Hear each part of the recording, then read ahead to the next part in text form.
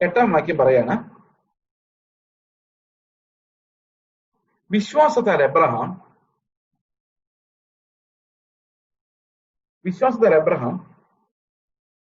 തനിക്ക് അവകാശമായി കിട്ടുവാനിരുന്ന ദേശത്തേക്ക് യാത്രയാവാൻ വിളിക്കപ്പെട്ടാറെ അനുസരിച്ച് എവിടേക്ക് പോകുന്നു എന്നറിയാതെ പുറപ്പെട്ടു.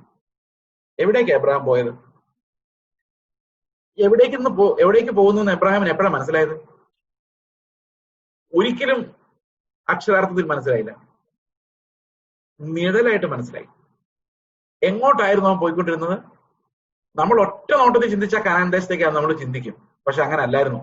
ദൈവം കൈപ്പണിയായി പണിയുന്ന അടിസ്ഥാനമുള്ളൊരു നഗരം നോക്കിയാണ് എബ്രഹാം നടന്നത്. നമുക്കൊരു ഇത്തിരി വിശദമായിട്ട് നോക്കാം ആ വിശ്വാസം എന്താന്നുള്ള കാര്യം.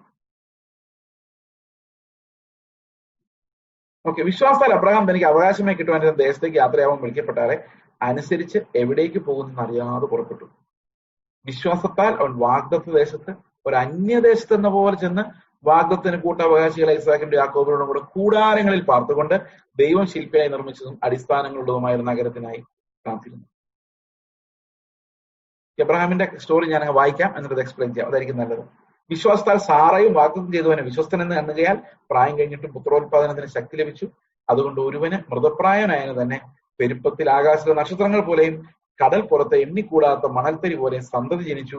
ഇവരെല്ലാം വാഗ്ദത്തം നിവൃത്തി പ്രാപിക്കാതെ ദൂരത്തു നിന്ന് കണ്ടും അഭിവന്ദിച്ചും ഭൂമിയിൽ തങ്ങൾ അന്യരും പരദേശികളും നേറ്റു പറഞ്ഞുകൊണ്ട് വിശ്വാസത്തിൽ മരിച്ചു. അത് കഴിഞ്ഞ് മുഴുവൻ ഈ എബ്രഹാമിന്റെ കാര്യമാണ് പറയുന്നത്. അപ്പൊ ഞാൻ എബ്രഹാമിന്റെ സ്റ്റോറി ഒന്ന് എക്സ്പ്ലെയിൻ ചെയ്യുന്നത് അതായിരിക്കും നല്ലത്. അവർ വിട്ടുപോകുന്നതിനെ ഓർത്തുവെങ്കിൽ മടങ്ങിപ്പോകാൻ ഇടയുണ്ടായിരുന്നല്ലോ. അവരൊന്നും പുറകോട്ട് പോയില്ല. അപ്പൊ എബ്രായ ലേഖനം മുഴുവൻ ഈ പുറകോട്ട് പോകുന്നതിനെ കുറിച്ചുള്ള ഒരു വാണിംഗ് ആണ്. വിശ്വാസ അവരോ അധികം നല്ലതിനെ സ്വർഗീയമായതിനെ തന്നെ കാക്ഷിച്ചിരുന്നു. ആകയാൽ ദൈവം അവരുടെ ദൈവം എന്ന് വിളിക്കാൻ ലജ്ജിക്കുന്നില്ല. അവൻ അവർക്കായി ഒരു നഗരം ഒരുക്കിയിരിക്കുന്നുണ്ട്. അപ്പൊ ശരിക്കും വിശ്വസിക്കുന്നവർക്ക് വേണ്ടിയാണ് ദൈവം ഒരു നഗരം ഒരുക്കിയിരിക്കുന്നത്. അതുകൊണ്ട് അവരുടെ ദൈവമാണ് ഞാനെന്ന് പറയാൻ ദൈവം ലജ്ജിക്കുന്നില്ല. അതുകൊണ്ട് ദൈവം പറയാണ്, ഞാൻ എബ്രഹാമിന്റെയും ഇസ്ഹാക്കിന്റെയും യാക്കോബിന്റെയും ദൈവം. ലജ്ജയില്ല, ഭയങ്കര സന്തോഷമാണ് കർത്താവിന് നമ്മളിൽ ഭയങ്കരമായിട്ട് സന്തോഷിക്കാനും ഘോഷിക്കാനും പറ്റുമെന്നാണ് സെഫന്യാവിന്റെ പുസ്തകം പറയുന്നത്. വലിയ ആരവത്തോടെ കർത്താവ് നമ്മളിൽ ആനന്ദിച്ച് പാട്ടുപാടുമെന്നായ സെഫന്യാവ് 3:17 മുതലുള്ള വാക്യങ്ങൾ പറയാം. God can rejoice in his people. God could rejoice in Abraham. Okay.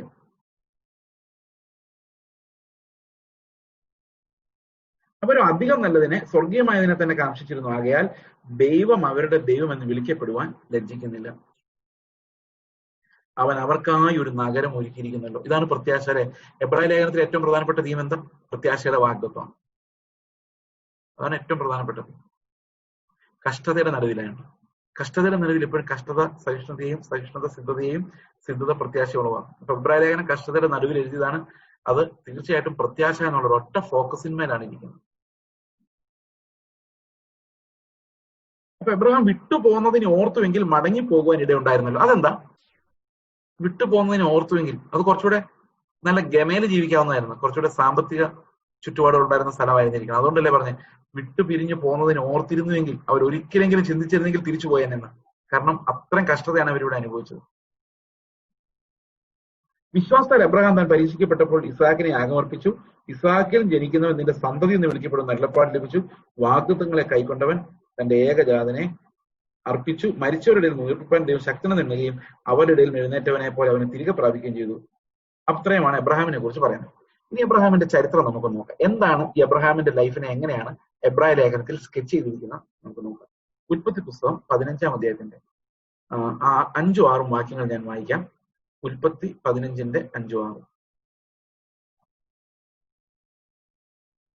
വായിക്കാം. പിന്നെ അവനെ പുറത്തു കൊണ്ടിരുന്നു. ദൈവം അവനെ പുറത്തു കൊണ്ടുവന്നു. നീ ആകാശത്തിലേക്ക് നോക്കുക, നക്ഷത്രങ്ങൾ എണ്ണുവാൻ കഴിയുമെങ്കിൽ എണ്ണുക എന്ന് കൽപ്പിച്ചു. നിന്റെ സന്തതി ഇങ്ങനെയാകും എന്ന് അവനോട് കൽപ്പിച്ചു. അവൻ വാഗ്ദത്തം കൽപ്പിച്ചു എന്ന് പറയുമ്പോൾ അതിനകത്തൊരു ആണയാണ്. ആണയോടുകൂടി വാഗ്ദത്വം. അപ്പൊ ആണയോടുകൂടിയ വാഗ്ദത്വം എന്ന് പറഞ്ഞു കഴിഞ്ഞാൽ ഗലാത്യ ലേഖനം വായിക്കാൻ നമുക്ക് മനസ്സിലാവുന്നുണ്ട്. നിത്യമായ പുത്രനെ കുറിച്ചുള്ളതാണ് ഈ വാഗ്ദത്വം. നിന്റെ സന്തതി എന്ന് പറഞ്ഞത് ക്രിസ്തുവിനെ കുറിച്ചാണ് അവിടെ ആവർത്തിക്കപ്പെടുന്നത്. നിന്റെ സന്തതി ഓർമ്മയുണ്ടോ നിങ്ങൾക്ക്? ഗലാത്യ ലേഖനത്തിൽ അത് പറയുന്ന സന്തതികളെന്നല്ല, സന്തതി എന്ന് പറഞ്ഞിരിക്കുന്നതിനാൽ എബ്രഹാമിന്റെ സന്തതിയിലൂടെ ബഹുജാതികൾക്ക് എബ്രഹാം പിതാവായി മാറുന്നെന്ന് പൗലോസ് ഗലാത്യ ലേഖനത്തിൽ എക്സ്പ്ലെയിൻ ചെയ്യുന്നുണ്ട്. ഓക്കെ. അവൻ യഹോവയിൽ വിശ്വസിച്ചു. ആറാം വാക്യം. അവൻ യഹോവയിൽ വിശ്വസിച്ചു, അത് അവന് നീതിയായി കണക്കിട്ടു. അപ്പൊ നീതി എബ്രഹാമിന് വരുമ്പോൾ, വിശ്വാസത്താൽ എബ്രഹാം നീതി പ്രാപിക്കുമ്പോൾ എബ്രഹാമിന് കുഞ്ഞുങ്ങൾ ഉണ്ടായിട്ടില്ല, പരിച്ഛേദന ഏറ്റിട്ടില്ല. അബ്രഹാം ആയിട്ടില്ല, ഇസ്ഹാഖും ഇസ്മായിലും ഒന്നും ഉണ്ടായിട്ടില്ല. ജസ്റ്റ് വിശ്വസിച്ചു. ഒറ്റ ഫെയ്ത്ത് ആയിരുന്നു. എന്തായിരുന്നു? എന്റെ സന്തതി ആകാശത്തിലെ നക്ഷത്രങ്ങൾ പോലെ. സന്തതി, പ്രോമിസ്ഡ് സൺ. വിശ്വസിച്ചു. എന്നിട്ട് എന്ത് സംഭവിച്ചു നോക്കി? ഈ വിശ്വാസം അവന് നീതിയായി കണക്കിട്ടു. നമുക്കിപ്പോ സാധാരണ കുടുംബങ്ങളിൽ ഒരു കൊച്ചല്ല, 2 കുഞ്ഞു, ഇത്രേ ഉള്ളൂ. അപ്പൊ 2 കുഞ്ഞുങ്ങളുടെ ഒരു വീട്ടിൽ അപ്പന്റെ ലക്ഷ്യം എന്തായിരിക്കും? അപ്പന്റെ ലക്ഷ്യം എങ്ങനെയെങ്കിലും 2 കുഞ്ഞുങ്ങൾക്ക് താമസിക്കാനുള്ള വീട്, സെറ്റിൽമെന്റ് ഉണ്ടാക്കണമെന്നല്ലേ എല്ലാ അപ്പനന്മാരുടെ ആഗ്രഹം. അപ്പം ആകാശത്തിൽ 100 പിള്ളേരുണ്ടാവും പറഞ്ഞാൽ നമ്മൾ എന്ത് ചെയ്യും? 10 പിള്ളേരുണ്ടാവും എന്ത് ചെയ്യും? ആകെ ചുറ്റാവും അല്ലെ? അപ്പൊ ആകാശത്തിലെ നക്ഷത്രങ്ങൾ പോലെ പിള്ളേരുണ്ടാവുന്ന വാഗ്ദത്തം കിട്ടിയാൽ നമ്മൾ എന്ത് ചെയ്തേനെ? ഈ പഴയ നിയമകാലത്ത് നമ്മൾ ശ്രദ്ധിച്ചിട്ടുണ്ടോ? ഈ ന്യായപ്രമാണത്തിനൊക്കെ മുമ്പുള്ള കാലഘട്ടത്തിൽ ഒരു മനുഷ്യൻ ഒരു ദേശത്ത് എന്നാൽ ഒരു വീടല്ല പണിയുന്നത്, ഒരു പട്ടണമാണ് പണിയുന്നത്. അപ്പൊ എബ്രഹാം ഇസ്ഹാക്കിനോട് ശരിക്കും എന്താ പറയേണ്ടിയിരുന്നറിയോ? എടാ ഇസ്ഹാക്കെ, നമ്മുടെ സന്തതി ഉണ്ടല്ലോ ആകാശത്തിലെ നക്ഷത്രങ്ങൾ പോലെ ആകുമെന്നാ ദൈവം പറഞ്ഞേക്കുന്നത്. അതുകൊണ്ട് നീ എവിടെ ചെന്നാലും പട്ടണങ്ങൾ പണിയണം. നമുക്ക് ആൾക്കാർക്ക്, പിള്ളേർക്ക് താമസിക്കാൻ സ്ഥലം വേണ്ടേ? പക്ഷെ ദൈവത്തിനൊരു കാര്യം മനസ്സിലായി, അബ്രഹാമിന്റെ ഒരു കാര്യം മനസ്സിലായി. ദൈവം ഇത്രയും കുഞ്ഞുങ്ങളെ വാഗ്ദത്തം ചെയ്തിട്ടുണ്ടെങ്കിൽ അത് മനുഷ്യനെ കൊണ്ട് സാധ്യമല്ല, അത് ദൈവത്തെ കൊണ്ട് മാത്രമേ സാധ്യമുള്ളൂ. അതുകൊണ്ട് ദൈവം അതിനുള്ള നിത്യമായ ഒരു നഗരത്തെയും ദൈവം കരുതിയിരിക്കും. കുഞ്ഞുങ്ങളെ തന്നിട്ടുണ്ടെങ്കിൽ ഒരു നഗരവും ദൈവം കരുതിയിരിക്കും. അതുകൊണ്ട് മക്കളെ, ഇസ്ഹാക്കെ, യാക്കോബെ, നമുക്ക് കൂടാരം മതി. കാരണം ഇതൊന്നുമല്ല ശാശ്വതമായത്. ഇത്രയും വലിയ വാഗ്ദത്തങ്ങളെ ഹോൾഡ് ചെയ്യാനുള്ള ഒരു കെട്ടിടം പണിയാൻ നമ്മളെ കൊണ്ട് കഴിയില്ല. അതുകൊണ്ട് അബ്രഹാം എന്ത് ചെയ്തു? വാഗ്ദത്ത ദേശത്ത് നിന്ന് വിചാരിച്ച കനാനിൽ ചെന്നിട്ട് അവിടെ അവൻ കൂടാരം അടിച്ച് തന്റെ മകനോടും കൊച്ചുമകനോടും കൂടി താമസിച്ചു. കാരണം അവനറിയാം ദൈവത്തിന്റെ വാഗ്ദത്തങ്ങൾ ഈ കാണുന്ന ലോകത്തെക്കാളും എത്രയോ വലുതാണ്. ആകാശ നക്ഷത്രങ്ങൾ പോലെ സന്തതി ഉണ്ടാകുന്ന ഒരു വാഗ്ദത്തമാണത്. അത് ഈ ഭൂമിയിൽ ഒരിക്കലും ആവുകയില്ലെന്നും അത് നിത്യമായൊരു പ്രത്യാശയാണെന്ന് അവൻ കണ്ടു. ഇനി ഇസ്ഹാക്കിന്റെ കാര്യം. ഇസ്ഹാക്കിനെ ദൈവം എബ്രഹാമിന് നൽകുമ്പോൾ അവന് 100 വയസ്സ്.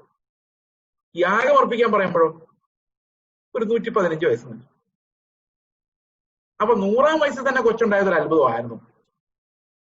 അപ്പൊ ദൈവം വാഗ്ദത്തം പറഞ്ഞ് നിറവേറ്റി. ആകെ വാഗ്ദത്തമൊക്കെ, ദൈവത്തിന്റെ വാഗ്ദത്തത്തിന് ആകെ ഒരു കൊച്ചു മാത്രമേ ഉള്ളൂ, ഇസ്ഹാക്ക് മാത്രമേ ഉള്ളൂ. അവനിലൂടെ വേണം ഇനി ബാക്കിയെല്ലാം നടക്കാൻ. പക്ഷെ അപ്പൊ ഇസ്ഹാക്കിന് ചോദിക്കുക, എത്രാം വയസ്സില? 114-ാമത്തെ വയസ്സില്, 115-ാമത്തെ വയസ്സില് ഇസ്ഹാക്കിനെ എടുത്തോണ്ട് എബ്രഹാം മല കയറി പോകുമ്പോൾ അവനൊരു കുലുക്കവും ഇല്ല. എന്തുകൊണ്ട് കുലുക്കം ഇല്ലാത്തെന്നറിയോ? വാഗ്ദത്തം ഭയങ്കരമാണ്, അതിൽ വിശ്വാസമുണ്ട്. പക്ഷെ അതിനാകെ ഇസ്ഹാക്കേ ഉള്ളൂ. ആ ഇസ്ഹാക്കിനാണ് ഇപ്പൊ യാഗം അർപ്പിക്കാൻ പോകുന്നത്. അപ്പൊ വാഗ്ദത്തം തീർന്നു. 114 വയസ്സ്. നേരത്തെ 100 വയസ്സിൽ തന്നെ പാടായിരുന്നു. സാറ ഏതാണ്ട് മരിക്കാറാവുകയും ചെയ്തു. അപ്പൊ ആ ഒരു സാഹചര്യത്തിൽ അബ്രഹാം വിശ്വസിക്കുന്ന എന്തായിരിക്കും വിശ്വസിക്കുന്നത്? ചിന്തിച്ചു നോക്കി. എബ്രായ ലേഖനകർത്താവ് പറയുന്ന മരിച്ചവരുടെ ഇടയിൽ ഇസ്ഹാക്കിനെ തിരിച്ചു പ്രാപിച്ചെന്നാണ്. എന്ന് പറഞ്ഞാൽ അവൻ പുനരുത്ഥാനത്തിൽ വിശ്വസിച്ചു. അതായത് ദൈവത്തിന് സന്തതിയെ തരാമെന്ന് വാഗ്ദത്തം ഉണ്ടെങ്കിൽ അവൻ ഇസ്ഹാക്കിനെ വേണമെങ്കിൽ എനിക്ക് തിരിച്ചെഴുന്നേൽപ്പിച്ചു തരും. ഇനി അതല്ല, ഇസ്ഹാക്ക് മരിച്ചോട്ടെ എന്ന് ദൈവം തീരുമാനിക്കുവാണെങ്കിൽ ഇല്ലാത്തടത്ത് നിന്ന് ഉള്ളതുപോലെ എനിക്ക് മക്കളെ വിളിച്ചാക്കി തന്നിട്ടായാലും ദൈവം അവന്റെ വാഗ്ദത്തത്തെ പാലിക്കും. ഇതായിരുന്നു എബ്രഹാമിന്റെ ഫെയ്ത്ത് എന്ന് എവിടെ എഴുതിയിരിക്കുന്നത്? റോമാലേഖനം 4-ാം അധ്യായത്തിന്റെ 17-ാം വാക്യം. മരിച്ചവരെ ഉയർപ്പിക്കുകയും ഇല്ലാത്തതിനെ ഉള്ളതുപോലെ വിളിച്ചു വരുത്തുകയും ചെയ്യുന്നവന് താൻ വിശ്വസിച്ച ദൈവത്തിൽ വിശ്വസിക്കുന്നു. അപ്പൊ 2 വിശ്വാസം അവിടെ ശരിയായി. ഇസ്ഹാക്കിനെ തിരിച്ചു കിട്ടുകയും ചെയ്തു. അതേസമയത്ത് നമ്മളെ പോലെയുള്ള മക്കളെ ദൈവം ഇല്ലാത്തതിൽ നിന്നുള്ളതുപോലെ വിളിച്ചു വരുത്തി എബ്രഹാമിന്റെ സന്തതികളാക്കി മാറ്റുകയും ചെയ്തു. അപ്പൊ വിശ്വാസത്തിന്റെ അവകാശം എബ്രഹാം അങ്ങനെ പ്രാപിച്ചു എന്ന് നമ്മൾ. അപ്പൊ ഇനി എബ്രഹാമിന്റെ കഥ ഒന്ന് വായിച്ചു നോക്കി. പുതിയ നിയമത്തിലെ ആ നിത്യ ശുശ്രൂഷയുടെ നിഴലിലാണ് നമ്മൾ എബ്രഹാമിനെ കാണുന്നത്.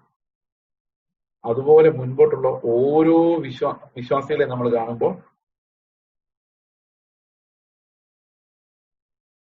ഓക്കെ, ഉൽപ്പത്തി പുസ്തകം 15-ാം അധ്യായത്തിന്റെ ബാക്കിയുള്ള ഭാഗങ്ങളോട് നമ്മൾ അപ്പൊ ലാസ്റ്റ് സംഭവിക്കുന്നത് ഈ യാഗം അർപ്പിക്കാൻ പോകുമ്പോൾ ആ വിശ്വാസം വളർന്ന് വളർന്ന് വളർന്ന് വിശ്വാസത്തോട് വീര്യം, അങ്ങനെ ഓരോന്ന് കൂടിക്കൂടി ലാസ്റ്റ് സഹോദരപ്രീതിയോട് സ്നേഹം. അപ്പൊ എബ്രഹാം ഇസ്ഹാക്കിനെ നൽകുമ്പോൾ ദൈവത്തോട് ഭയങ്കര സ്നേഹമല്ലേ? ശരിക്കും എബ്രഹാമിന്റെ സ്വഭാവം ഇപ്പൊ ആരുടെ സ്വഭാവം പോലെ ഉണ്ട്? തന്റെ ഏകജാതനായ പുത്രനെ നൽകിയ ദൈവത്തിന്റെ സ്വഭാവം പോലെ ഉണ്ട്. ആ പെർഫെക്ഷൻ ഒന്നും ഇല്ല, പക്ഷെ വിശ്വാസം എബ്രഹാമിനെ കൊണ്ടെത്തിച്ചത് ദൈവത്തിലെ ഒരു കംപ്ലീറ്റ് ആശ്രയത്വത്തിലേക്കാണ്. അങ്ങനെയാണ് അവന്റെ വിശ്വാസം നീതീകരിക്കപ്പെടുന്നതെന്ന് യാക്കോബ് പറയുന്നത്. ഓക്കെ, അപ്പൊ യാക്കോബ് പറയുന്നത് ആ വിശ്വാസത്താലുള്ള നീതീകരിക്കപ്പെടുന്നത്, അതായത് കറക്റ്റ് ഫെയ്ത്ത് ആണ് എന്ന് തെളിയിക്കപ്പെടുന്നത് അവന്റെ ജീവിതത്തിൽ അവൻ ദൈവിക സ്വഭാവങ്ങളിലേക്ക് വളരുന്നത് നമ്മൾ കണ്ടുകൊണ്ടാണ്. ഓക്കെ, നമ്മൾ എബ്രായ ലേഖനത്തിലേക്ക് മടങ്ങി വരുമ്പോൾ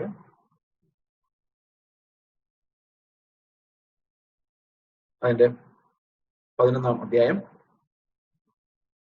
ഓക്കെ, 14-ാം വാക്യം ഇങ്ങനെ പറയുന്ന ഒരു പിതൃദേശം അന്വേഷിക്കുന്നതെന്ന് കാണുന്നു. അവർ വിട്ടുപോകുന്നതിനെ ഓർത്തുവെങ്കിൽ മടങ്ങിപ്പോകുവാൻ ഇടമുണ്ടായിരുന്നുവല്ലോ. 16-ാം വാക്യം അവർ അധികം നല്ലതിനെ സ്വർഗീയമായതിനെ തന്നെ കാംക്ഷിച്ചിരുന്നു. അപ്പൊ നിങ്ങൾ പഴയ നിയമം വായിക്കുമ്പോൾ അങ്ങനെ തോന്നുന്നുണ്ടോ? ഇല്ല. പക്ഷെ അവരുടെ ജീവിതം നോക്കി. എക്സാമ്പിൾ, പഴയ നിയമത്തിൽ ഭയങ്കര വാഗ്ദത്തങ്ങളല്ലേ?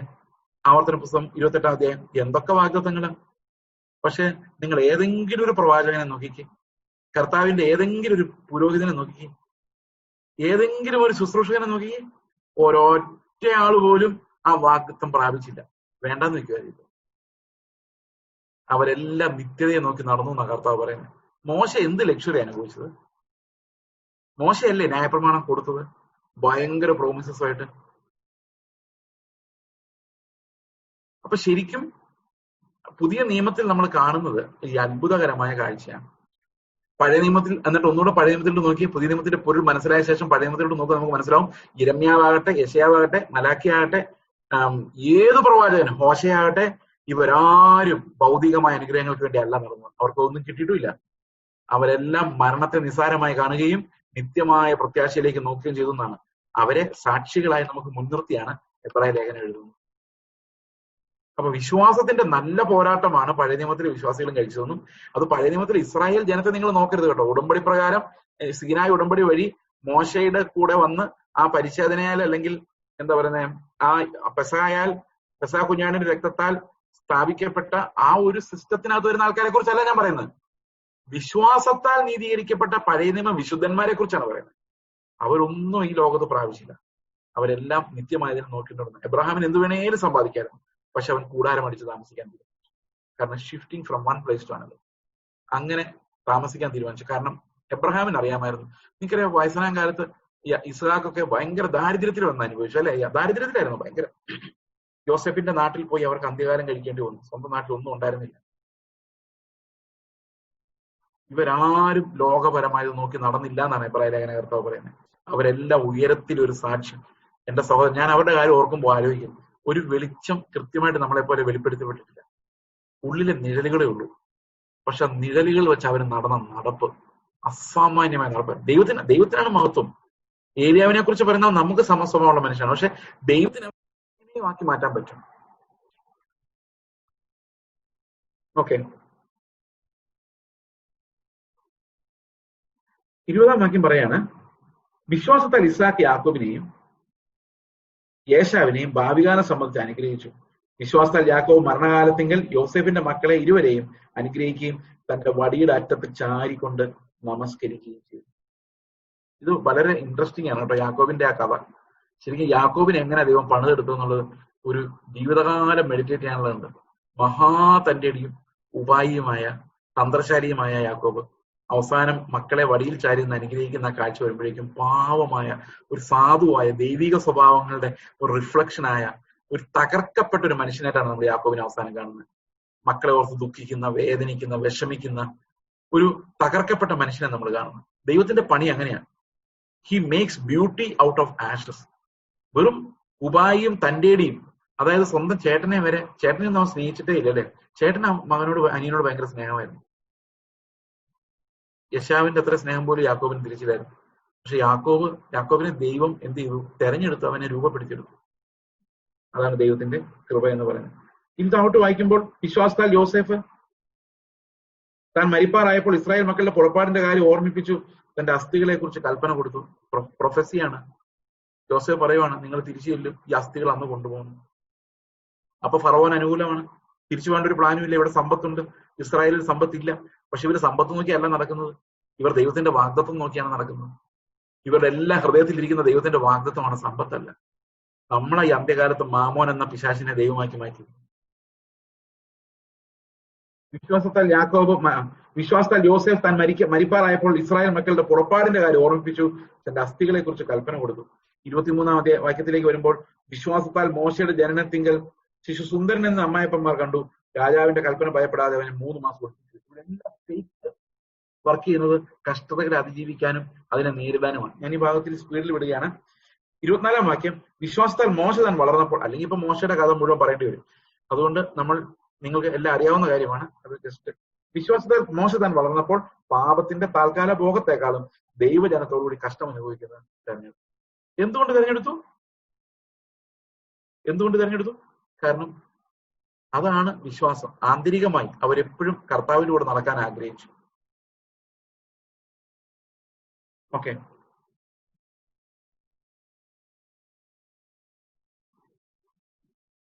25 വാക്യം ഒരു സ്റ്റാൻഡേർഡ് വാക്യമാണ്. പ്രതിഫലം നോക്കിയതുകൊണ്ട് ഫറവോന്റെ പുത്രിയുടെ മകൻ എന്ന് വിളിക്കപ്പെടുന്ന നിരസിക്കുകയും മിസ്രൈമിലെ നിക്ഷേപങ്ങളെക്കാൾ ക്രിസ്തുവിന്റെ നിന്ദ വലിയ ധനം നിർണ്ണയം ചെയ്തു. അപ്പൊ എന്തുകൊണ്ടാണ് മോശെ മിസ്രൈമിന്റെ ഫറവോന്റെ പുത്രിയുടെ മകളെന്ന് വിളിക്കപ്പെടണ്ട എന്ന് തീരുമാനിച്ചത്? പ്രതിഫലം നോക്കിയതുകൊണ്ടാണ്. ലാഭം ഏതായിരുന്നു? ലാഭം ഫറവോന്റെ പുത്രിയായിട്ട് അറിയപ്പെടുന്ന ആയിരുന്നില്ല, ജനത്തിന്റെ കൂടെ കഷ്ടത അനുഭവിക്കുന്നതായിരുന്നു. കാരണം കഷ്ടതയുടെ അവസാനമാണ് പ്രത്യാശയിലാണ് നിത്യമായ അവകാശങ്ങൾ പ്രാപിക്കുന്നത്. അതുകൊണ്ട് മോശയ്ക്ക് ഒരു കാര്യം മനസ്സിലായി, ക്രിസ്തുവിന്റെ നിന്ദയാണ് കുറച്ചുകൂടെ ആദായകരം.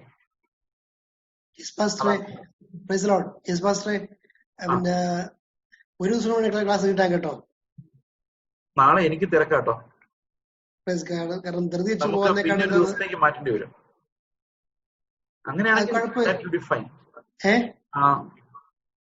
അങ്ങനെയാണെങ്കിൽ അടുത്ത തിങ്കളാഴ്ചത്തേക്ക് മാറ്റിയാൽ നമുക്കൊരു ദിവസം കിട്ടും. That's fine. നമ്മള് ക്ലാസ് എടുക്കുന്നോണ്ടേ sorry. No problem. Alright, okay, നമുക്ക് നോക്കാം. ഓൾറൈറ്റ്. അല്ല, ഈ സ്റ്റോറീസ് ഇപ്പൊ നമ്മൾ അത്ര വിശദീകരിക്കേണ്ട കാര്യമില്ല, കാരണം എന്നാൽ അതിനകത്തുള്ള മെസ്സേജ് നമുക്ക് കുറച്ചുകൂടെ സിമ്പിൾ ആണ്. ഓൾറൈറ്റ്. അപ്പോൾ പ്രതിഫലം നമ്മൾ എപ്പോഴും കൂട്ടി നോക്കുമ്പോൾ നമുക്ക് ഒരു കാര്യം മനസ്സിലാവും, കഷ്ടതയിലാണ് പ്രത്യാശയിലൂടെയാണ് നമ്മൾ നിത്യമായ അവകാശങ്ങളെ പ്രാപിക്കുന്നത്. അതുകൊണ്ട് മോശ, നിങ്ങളൊന്ന് ആലോചിച്ച്, എനിക്കിത് ആലോചിക്കുമ്പോൾ ഒരു എത്തും പിടിക്കുന്നത്, മോശ എങ്ങനെ മനസ്സിലാക്കിയത്, എങ്ങനെ കാൽക്കുലേറ്റ് ചെയ്തു, എന്താ മോശ കണ്ടത്? മോശയ്ക്ക് എങ്ങനെ മനസ്സിലായി കഷ്ടതയുടെ അപ്പുറത്ത് പ്രത്യാശ ഉണ്ടെന്നും നിത്യമായ തേജസ് ഉണ്ടെന്നും? ശരിക്കും മോശയ്ക്ക് മനസ്സിലായൊന്നുമില്ല. പക്ഷെ ദൈവം അവനെ അങ്ങനെ ആക്കി. അവന്റെ ഹൃദയത്തിൽ ഒരു നിഴൽ പോലെ പറഞ്ഞു കൊടുത്തു, ഇത് താൽക്കാലികമാണ്. അതെന്താണെന്നൊന്നും അവന് മനസ്സിലായില്ല. മനസ്സിലായത് അപ്പോസ്തലന്മാർക്കാണ്. അപ്പോസ്തലന്മാർ പറയുന്നുണ്ട്, ഇത് മറിഞ്ഞു കിടക്കുമായിരുന്നു, അവർക്കെല്ലാം മറിഞ്ഞു കിടക്കുമായിരുന്നു. പ്രവാചകന്മാരെല്ലാം ആരാഞ്ഞു, ഇത് എവിടെയാണ്, ഇതിന്റെ ആ ഒരു തേജസ് എവിടുന്നാ വരുന്നത്, അത് ആരാഞ്ഞു. പക്ഷെ ഒരു പിടിയും കിട്ടില്ല. അപ്പോസ്തലന്മാർ പറയുന്നത്, ഞങ്ങൾക്കാണ് ഇത് വെളിപ്പെടുത്താനുള്ള ഭാഗ്യം ഉണ്ടായത്. മോശയ്ക്ക് പറഞ്ഞിരുന്നെങ്കിൽ പിശാചിനും അറിയത്തില്ലായിരുന്നു കേട്ടോ, പിശാചിനും അറിയത്തില്ലായിരുന്നു. അതുകൊണ്ടാ കർത്താവിന്റെ ക്രൂശുമരണം വരെ പിശാചിനും അത് അറിയത്തില്ല.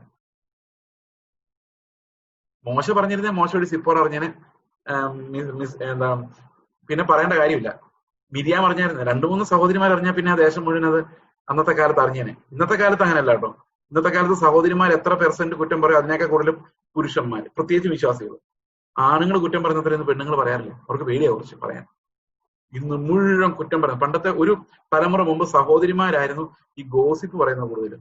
ഇന്ന് മുഴുവൻ അത് സഹോദരന്മാർ ഏറ്റെടുത്തിരിക്കുക. നിങ്ങൾക്ക് സംശയം ഉണ്ടെങ്കിൽ നിങ്ങളുടെ പെരുമാറ്റം ഒബ്സർവ് ചെയ്ത് നോക്കി. 2 സഹോദരിമാര് ചേരുമ്പം കുറ്റം പറയുന്നതിനേക്കാൾ 2 സഹോദരന്മാരിരിക്കുമ്പോൾ കുറ്റം പറയുന്നു എന്നുള്ള കാര്യം വേദനാജനകമായ വസ്തുത ഞാൻ ഓർപ്പിച്ചുകൊള്ളു. നിങ്ങൾക്ക് പരിശോധിച്ച് നോക്കാം. This is the reversal of gender roles. അത് സോഷ്യോളജിയിൽ വരുന്ന ഒരു ഭാഗമാണ്. സ്ത്രീയുടെ റോൾ പുരുഷനും, പുരുഷന്റെ റോൾ സ്ത്രീ എടുക്കുന്ന ഒരു കാലം അല്ലെ. പണ്ടത്തെ കാലത്ത് പുരുഷന്മാരാണ് ശരിക്കും മക്കളെയൊക്കെ പേടിപ്പിച്ച് വടിയെടുത്ത് ഓടിച്ചുകൊണ്ടിരുന്നത്.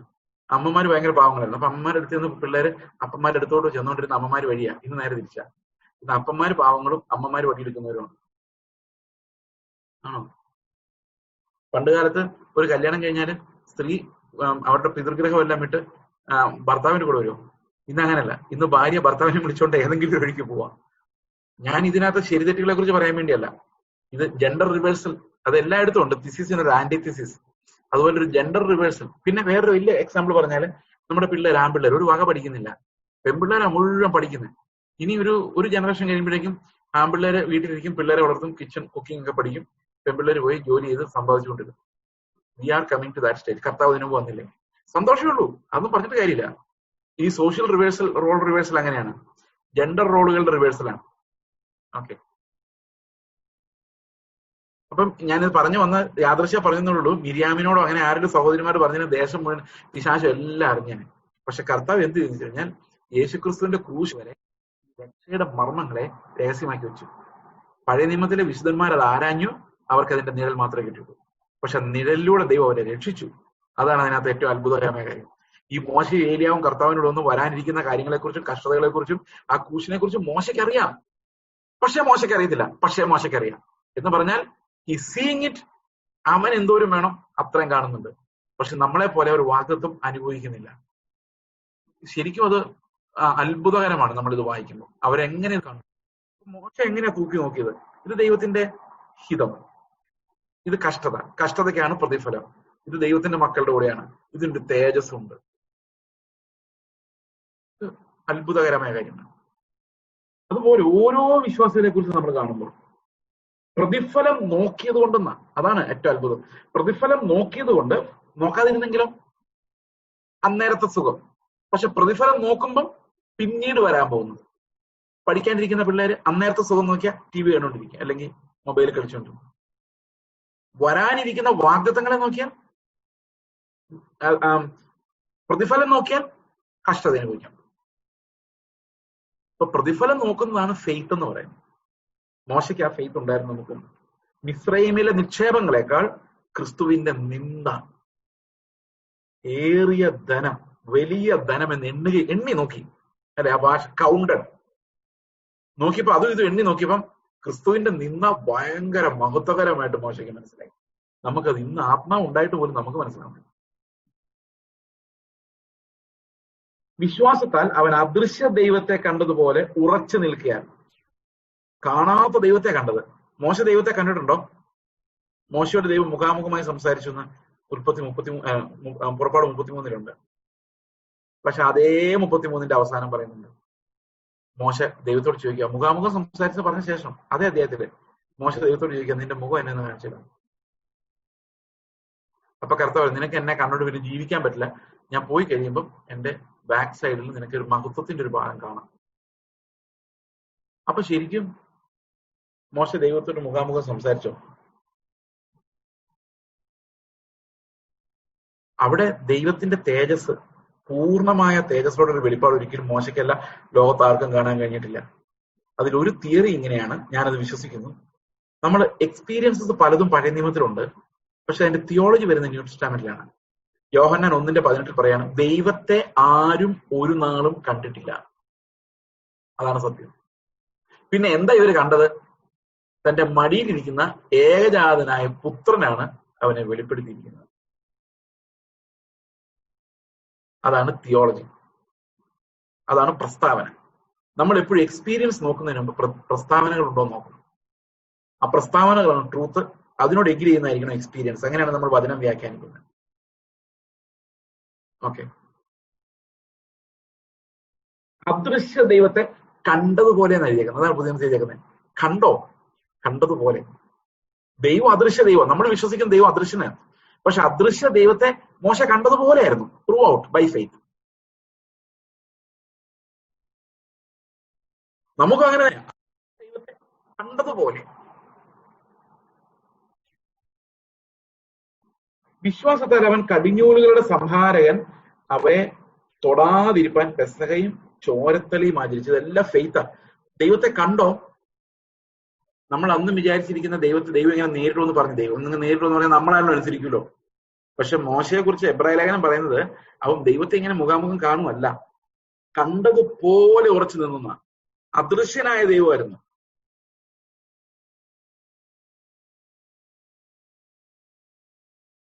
വിശ്വാസത്താൽ അവൻ കരയിൽ എന്ന പോലെ ചെങ്കടലിൽ കൂടി നടന്നു.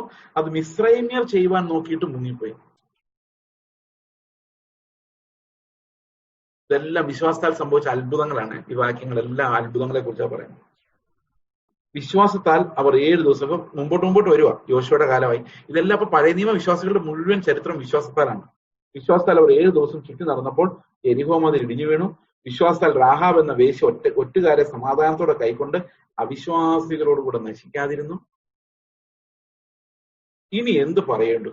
ഇനിയാണ് ഒരു ട്വിസ്റ്റ് വരുന്നത്. 11-ാം അധ്യായത്തിലെ ട്വിസ്റ്റ് വരാൻ പോണേ. ഇനി എന്ത് പറയേണ്ടു?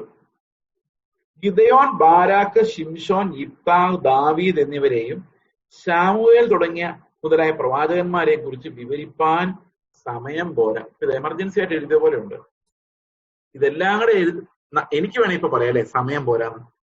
ഇത് മുഴുവൻ വിവരിക്കാൻ, അതാ ഞാൻ നേരത്തെ പറഞ്ഞു, ഇത് മുഴുവൻ വിവരിക്കാൻ സമയം പോരാ. ഇങ്ങനെ ഒത്തിരി വിശ്വാസ വീരന്മാരുണ്ട്, അവരുടെ എല്ലാ കാര്യം പറയാൻ നമുക്ക് സമയം പോരാ. പക്ഷെ ഇവർ എന്ത് ചെയ്തു എന്ന് വേണമെങ്കിൽ നമുക്ക് പറയാം. അവിടെയാണ് ട്വിസ്റ്റ് വരുന്നത്. നമുക്കൊരു ട്വിസ്റ്റ് എവിടെ നിന്ന് വരുന്നത്? വിശ്വാസത്താൽ അവർ രാജ്യങ്ങളെ അടക്കി. നമുക്കറിയാം മോശ അങ്ങനെ ചെയ്തു. നീതി നടത്തി, മോശ അങ്ങനെ ചെയ്തു. വാഗ്ദത്തം പ്രാപിച്ചു, സിംഹങ്ങളുടെ വായ അടച്ചു, തീയുടെ ബലം കെടുത്തു. ഇതൊക്കെ നമുക്ക് സംഭവങ്ങൾ ഓർമ്മയുണ്ടല്ലോ. വാളിന്റെ വായ്ക്ക് തെറ്റി ബലഹീനതയിൽ ശക്തി പ്രാപിച്ചു, യുദ്ധത്തിൽ വീരന്മാരായി തീർന്നു, സൈന്യങ്ങളെ ഓടിച്ചു, സ്ത്രീകൾക്ക് തങ്ങളുടെ മരിച്ചവരെ ഉയർത്തെഴുന്നേൽപ്പിനാൽ തിരികെ കിട്ടി. ഇതെല്ലാം ഈ വിശ്വാസത്താൽ സംഭവിച്ചതാണ്. പക്ഷെ നിങ്ങളൊരു കാര്യം ശ്രദ്ധിച്ചു നോക്കിയേ, ഈ വിശ്വാസം എല്ലാം ഇവർ നോക്കി നടന്ന എല്ലാം കനാൻ ദേശത്തെയൊക്കെയാണ്, നിത്യദേശത്തെ കുറിച്ചാണ് അല്ലെ. ഇവരുടെ എല്ലാം വിശ്വാസം എന്തായിരുന്നു? ക്രിസ്തുവിന്റെ നിന്ന, ഏറിയ ധനം, അവന്റെ തേജസ്, പ്രത്യാശ, വിശ്വാസം. പക്ഷെ അവർക്ക് കിട്ടിയത് എന്താന്ന് നോക്കിയേ. ഈ വിശ്വാസത്തിൽ നടന്നപ്പോൾ അവർക്ക് കിട്ടിയ, പഴയ നിയമത്തിൽ അവർക്ക് കിട്ടിയത് എല്ലാ ലോകത്തിലെ കാര്യങ്ങളായിരുന്നു. എന്തൊക്കെയാ? രാജ്യങ്ങളെ അടക്കി, നീതി നടത്തി, അതല്ല ഈ ലോകത്ത് നടന്ന കാര്യങ്ങളാണ്. വാഗ്ദത്തം പ്രാപിച്ചു, നിത്യതയെ കുറിച്ചൊന്നും അല്ല. സിംഹങ്ങളുടെ വായ അടച്ചു, ഇതെല്ലാം ഇവിടെ നടന്ന കാര്യമാണ്. തീയുടെ ബലം കെടുത്തു, വാളിന്റെ വായ്ക്ക് തെറ്റി ബലഹീനതയിൽ ശക്തി പ്രാപിച്ചു, യുദ്ധത്തിൽ വീരന്മാരെ തീർന്നു, അന്യന്മാരുടെ സൈന്യങ്ങളെ ഓടിച്ചു, സ്ത്രീകൾക്ക് തങ്ങളുടെ മരിച്ചവരെ ഉയർത്തെഴുന്നേൽപ്പിനാൽ തിരിച്ചിട്ടി. ഇതെല്ലാം ഈ ലോകത്ത് നടന്ന കാര്യങ്ങൾ. അപ്പൊ വിശ്വാസം എല്ലാം നിത്യതയെ കുറിച്ചായിരുന്നെങ്കിലും അവർ പ്രാപിച്ച അനുഗ്രഹങ്ങളെല്ലാം എവിടെയായിരുന്നു? ഈ ലോകത്തായിരുന്നു. ഇവിടെയാണ് അടുത്ത ട്വിസ്റ്റ്. വേറെ ചിലർ, ഇവരല്ലാത്ത വേറെ ചിലർ കേട്ടോ, ഇവരെക്കാളും ഭയങ്കരന്മാരുണ്ടായിരുന്നു. പരിഹാസം. സ്ത്രീകൾക്ക് തങ്ങളുടെ മരിച്ചവർ ഉയർത്തെഴുന്നേൽപ്പിനാൽ തിരികെ കിട്ടി. മറ്റു ചിലർ ഏറ്റവും നല്ലൊരു ഉയർത്തെഴുന്നേൽപ്പ് ലഭിക്കേണ്ടതിന് ഉദ്ധാരണം കൈക്കൊള്ളാതെ ഭേദ്യമേറ്റു. എന്ന് പറഞ്ഞാല് കർത്താവിനോട് പറയാം, കർത്താവെ എനിക്ക് കുറച്ചുകൂടെ നല്ലൊരു പുനരുത്ഥാനം മതി, അതുകൊണ്ട് ഈ ലോകത്ത് ഒന്നും ഇല്ലേലും കുഴപ്പമില്ല. ഇതിന്റെ ഒരു ക്ലാസിക് എക്സാമ്പിൾ ആണ് വലതുഭാഗം, സോറി നല്ല കള്ളൻ. യാക്കോബക്കാരുടെ പഴയ ഓർമ്മ കാരണം വലതുഭാഗത്തെ കള്ളൻ എന്ന് പറഞ്ഞു. യേശുക്രിസ്തുവിന്റെ ഇടത്തും വലതുമായി ക്രൂശിക്കപ്പെട്ടിരുന്ന കള്ളന്മാരിൽ ഒരാൾ നല്ല കള്ളനായ മാറിയായിരുന്നു, മാനസാന്തരപ്പെട്ടത്. ക്രൂശിൽ വെച്ചാൽ മാനസാന്തരപ്പെട്ടത്. അതെങ്ങനെ അറിയാം? മത്തായിയുടെ സുവിശേഷം വായിക്കുമ്പോൾ മാനസാന്തരപ്പെട്ടിട്ടില്ല.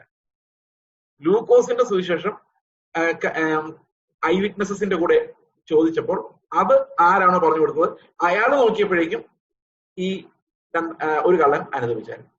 അപ്പൊ മത്തായിയുടെ സുവിശേഷം എഴുതുന്ന സമയത്ത് മത്തായി നോക്കിയപ്പോൾ അനുദപിച്ചിട്ടില്ലായിരുന്നു, മത്തായിക്ക് ഓടിപ്പോയി. പിന്നെയാണ് ലൂക്കോസ് സംസാരിച്ച ആളുകൾ ആരോ, ഒരുപക്ഷെ ആ സഹോദരിമാരാരെങ്കിലും ആയിരുന്നായിരിക്കും പറഞ്ഞത്, ഒരു കള്ളൻ മാനസാന്തരപ്പെട്ടായിരുന്നു. ആ മാനസാന്തരപ്പെട്ട കള്ളൻ ഞാനാണെന്ന് ഒരു നിമിഷത്തേക്ക് വിചാരിച്ചു. ഈ വാക്യത്തിന്റെ അർത്ഥം നമുക്ക് മനസ്സിലാവും. ഞാനാണെന്ന് ഞാൻ വിചാരിക്കുമ്പോൾ നിങ്ങളാണെന്ന് നിങ്ങൾ വിചാരിക്കുന്നു.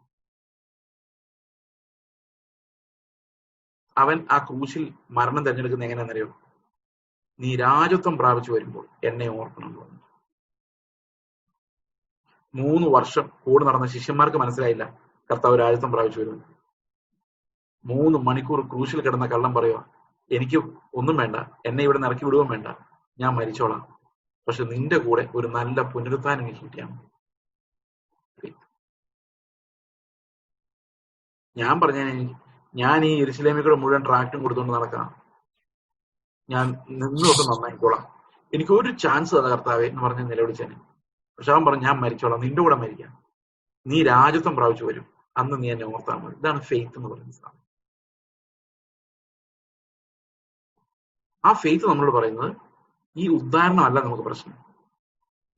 ഏറ്റവും നല്ലൊരു പുനരുത്ഥാനമാണ് നമുക്ക് ആവശ്യം. നമ്മളതുകൊണ്ട് കഷ്ടങ്ങളുടെ നടുവിലും പുനരുത്ഥാനത്തിന് വേണ്ടി കാത്തിരിക്കുക. അപ്പൊ എബ്രായ ലേഖനകർത്താവ് പറയാൻ ആഗ്രഹിക്കുന്നത്, നിങ്ങൾ അദൃശ്യനായ ദൈവത്തെ കണ്ടതുപോലെ ഉറച്ചു നിന്നാൽ നിങ്ങൾ രാജ്യങ്ങളെ കീഴടക്കുന്ന തരത്തിലുള്ള അത്ഭുതങ്ങൾ നടക്കും.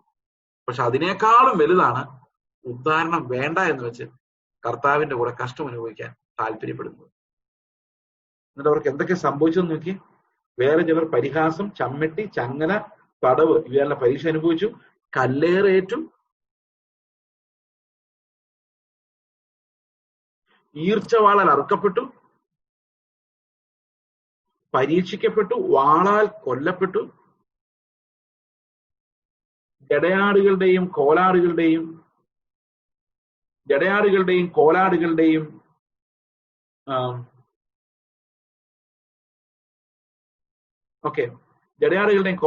തോൾ ധരിച്ചു, ബുദ്ധിമുട്ടും ഉപദ്രവവും കഷ്ടവും സഹിച്ചു. നമ്മുടെ പ്രോസ്പെരിറ്റി തിയോളജിക്കാർ ഇതൊക്കെ കേൾക്കണം, വായിക്കേണ്ടത് അല്ലേ? അവർക്ക് തലകറക്കം ഉണ്ടാവും. അടുത്ത വാക്യം നോക്കി. കാടുകളിലും മലകളിലും ഗുഹകളിലും ഭൂമിയുടെ പിളർപ്പുകളിലും ഉഴന്നു വലഞ്ഞു. യേശു അങ്ങനെയായിരുന്നു.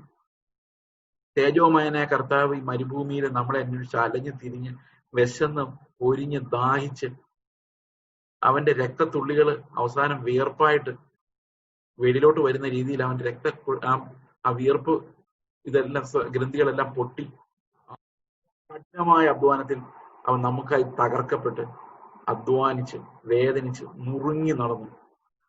അതുപോലെ കർത്താവിന്റെ പിന്നാലെ നടന്ന ഒത്തിരി ആൾക്കാർ നമുക്ക് സാക്ഷികളായിട്ടുണ്ട്. ഈ പറയുന്ന എബ്രഹാമും ദാവീദും മാത്രമല്ല, ദൈവത്തിന് നമുക്ക് ചിന്തിക്കാൻ പോലും പറ്റാത്തത്ര വലിയ സൈന്യമുണ്ട് സാക്ഷികളായിട്ട്. അവർക്ക് കർത്താവിനെ മാത്രം മതിയായിരുന്നു, വേറൊന്നും വേണ്ടാത്തവർ. അവരുടെ കൂടെയാണ് നമ്മൾ അവിടെ പോയി നിൽക്കാൻ പോകുന്നത്. ലജ്ജാകരമായി പോകാൻ സാധ്യതയുണ്ട്. നമ്മളവിടെ ചെന്നിട്ട് കർത്താവെ നീ എന്നെ കഴിഞ്ഞ ആഴ്ച നടത്തിയതിനായിട്ട് സ്വതം എന്ന് പറഞ്ഞിട്ട് അവിടെ ചെല്ലുമ്പോൾ എനിക്ക് കർത്താവെ നീ മതി, ഇവിടെ നടന്നില്ലേലും കുഴപ്പമില്ല എന്ന് പറഞ്ഞാൽ വേദ്യമേറ്റ അവരുടെ വിശുദ്ധന്മാരുടെ കൂടെ നമ്മൾ പോയി നിൽപ്പുണ്ടാവും. നാണക്കേടാവുമോ സഹോദരങ്ങളെ? സാധ്യതയുണ്ട്. ഇന്നത്തെ ഈ പ്രസംഗങ്ങളുടെ പോക്ക് നോക്കിയാൽ കർത്താവ് എന്തെങ്കിലും സഹായം നമുക്ക് ചെയ്താൽ നമ്മൾ ഇവിടെ സന്തോഷിച്ച് അങ്ങ് ജീവിച്ചോളാം കർത്താവ് എന്ന് പറയുന്ന ഒരു വിചിത്രമായ വിശ്വാസമാണ് ഇന്ന് ലോകം മുഴുവൻ വ്യാപരിച്ചിരിക്കുന്നത്. ഇവിടെ നമുക്ക് മുമ്പിലുള്ള സാക്ഷികളാണ്, ഇതെല്ലാം സാക്ഷികളാണ്. ഈ സാക്ഷികൾ നമുക്ക് മുമ്പിൽ പ്രസന്റ് ചെയ്യുന്ന ഒരു ലൈഫുണ്ട്.